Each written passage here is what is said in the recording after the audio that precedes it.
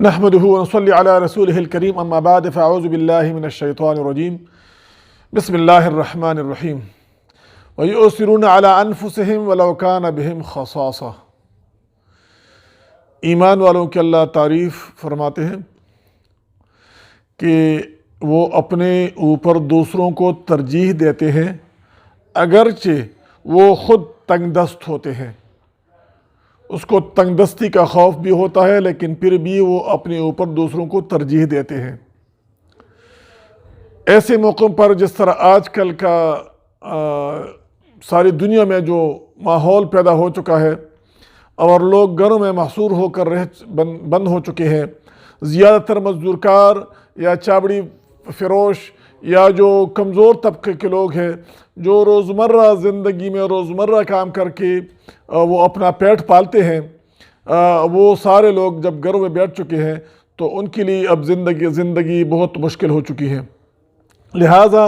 میں تمام مخیر حضرات سے، اپنے احباب سے یہ درخواست کرتا ہوں کہ برائے کرم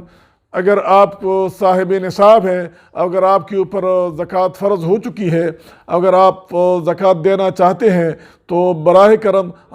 رمضان کے مہینے کا انتظار نہ کریں بلکہ آج ہی اپنا زکوٰۃ نکال کر اپنے قریب ارد گرد دیکھیے، جو بھی ضرورت مند ہو، جو بھی مزدور کار ہو، جو بھی محنت کش ہو، جو گھر بیٹھا ہو، جو بھی چابڑی فروش ہو، جو بھی کمزور دکاندار ہو، ان کی مدد کیجیے۔ یہ وقت ہے، یہی وقت ہے۔ اگر آپ رمضان میں ہمیشہ زکوٰۃ دیا کرتے ہیں لیکن اس بار چونکہ حالات بہت زیادہ گمبھیر ہے، لوگ گھروں پر بیٹھ چکے ہیں، مزدور کار طبقہ گھروں میں بیٹھے ہیں، اس وقت ان کو اشد ضرورت ہے۔ لہٰذا میری یہ درخواست ہے تمام دوست اور احباب سے کہ رمضان کا انتظار مت کیجیے اور آج ہی اپنا زکوٰۃ نکال کر اور قریبی گھروں میں، قریبی رشتہ داروں میں بھی آپ کے پاس ارد گرد جو بھی ضرورت مند ہو